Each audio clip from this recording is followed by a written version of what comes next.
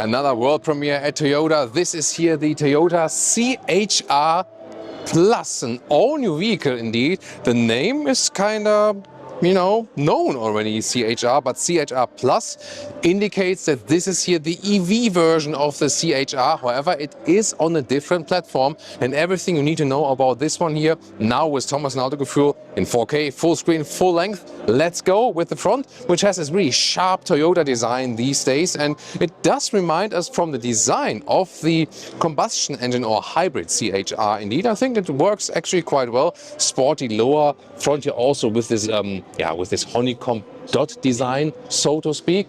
But as I said, this is more on a technological basis, more similar to the Toyota BZ4X, the bigger brother, because this one here is a little bit smaller at 4 meters 52 or 178 inches. Yeah, that's correct. Wheels 18 or 20 inch. These here, once again, the 20-inch wheels, so the bigger ones actually, if you want more show effect. However, the smaller wheels will give you more range and, of course, also more riding comfort. The CHR, it means, by the way, coupe high rider, so indicating it's a coupe somewhat, but it's also a crossover. And that is this very significant tail end here, which has this coupe-like form, really dramatic design lines once again.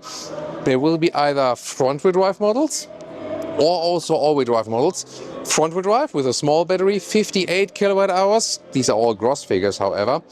And the bigger battery, 77 kilowatt hours, like the BZ4X update, which we also were showing here to you. You can also check out the video later. So 77 kilowatt hours, the bigger battery, and that one available with front-wheel drive. Always all-wheel drive, and then if it's the all-wheel drive version, also says here AWD. I should not kill myself here.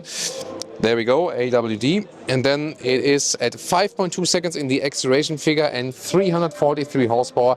That is the most powerful version. Interesting to know is also that recharging 11 or in the higher trims 22 kilowatt AC and 150 kilowatt DC charging, 10 to 80% is about 30 minutes. It's nothing special, but also not super bad. The Tesla Model Y would, for example, be in the same region. But this one here, size-wise, indeed, between the Urban Cruiser, recently revealed, the smallest EV so far, and the Toyota BZ4X, which is a little bit larger than this one. So Toyota wants to put an electric vehicle in each segment that customers have the choice actually. And then if, for example, you say, hey, I'm driving a CHR combustion engine, now I want to switch to electric, then this is more like a smoother transition for you. Light strip goes all the way through here, and I think we can once again expect a top speed of about 160 kilometers an hour or 100 miles per hour, but of course we have to see about that one later. Not all the facts and figures about this vehicle are out yet, but it's also very interesting to check out the interior right now. And now Michael Jackson joined us on stage. No, it's Sasha actually. He is helping us with opening the vehicle because it's a prototype and only officials are allowed to open the doors and so on. So first glimpse to the rear and a little bit of the cockpit, and we'll take you on a nice tour of the interior right now. There we go, and Michelle can take a look at the interior while I go around of this vehicle. What's interesting, by the way, is in comparison to the CHR combustion engine, this vehicle is more rigid from the chassis and also has a lower center of gravity, but yet again, of course, higher in weight. So then, thank you so much. So I can get on the interior. There we go. Door is closed again. Yeah, there's like sometimes a special rule for first hand-built vehicles that you are not allowed to open and close the doors yourself. So here the interior, also different from the BZ4X in a way. Here with nice ambient lighting integration, for example. I also like this special new dash, and you see here the airbag is integrated in here, although it's like this hard material and like a little bit structured. So that's actually pretty fancy. Then here also some structure at the dashboard. It does not look like it has a glove box, so that seems to be the same like in the BZ4X. Yeah, indeed.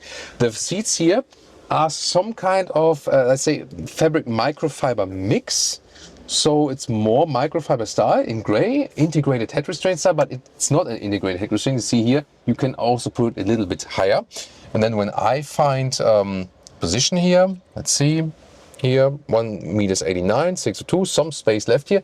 It's a fixed glass roof. You can apply this shade there if it's like really hot in summer days, for example. The steering wheel, we know, for example, from the Toyota Prius or from the Toyota BZ4X, It looks really large from this whole column. However, the steering wheel itself is kind of slim and has a good grip handle. And you see the instruments are placed relatively high. So then they say, we don't need a head-up display because the instruments are also in your line of sight. And they're also very far away from your eyes. And so there's less focus difference between looking on the road and looking at the instruments. 14-inch infotainment. You can also set it to a dark mode, for example. That would also be possible. And here, these climate knobs in the final vehicle, you will be able to turn them. This is like a static show car here only, but you can here turn them right and left, and then they change. It's like a blending of analog and digital world. But then steering wheel heating and so on will be in the infotainment system. What else do they offer now? They now offer these route charging planning, that you just enter a destination, then the charging planning is automatically being done. And there's also battery preconditioning available. You can actually enable that manually in the screen, but also it's done automatically when you set a next destination or something like that. And this vehicle also features a heat pump.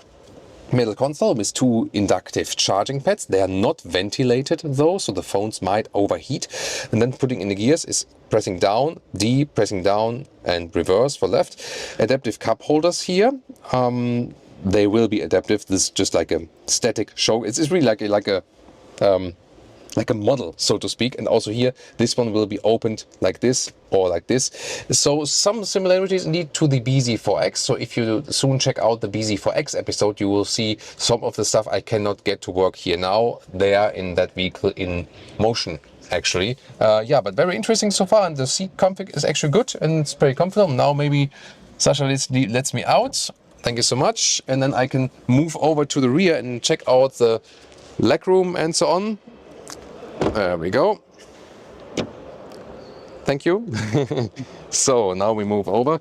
And you remember maybe that in the BZ4X you have a lot of legroom. This is a way shorter vehicle, and so there's also less legroom. So when I'm sitting here as a tall person, it's limited legroom. It does work for tall adults, but it's limited. And also the sitting comfort here in the rear is limited. Here with the headroom, it still fits somewhat, but gets close. But I have to say the BZ4X, if you want rear comfort and you need a lot of space, then it's rather the BZ4X and not this one here. So not the best comfort here. This is actually quite nice here with the surfacing and also the material itself, that's fine. And also when you move this one down, this here like cup holders, they will not be adaptive actually. So it's the same like in the BZ4X. So yeah, indeed, it looks a little bit like a shrunken BZ4X to me. That's very interesting. Using that EV platform here, there's no significant hump in the middle. It's a little hump here though.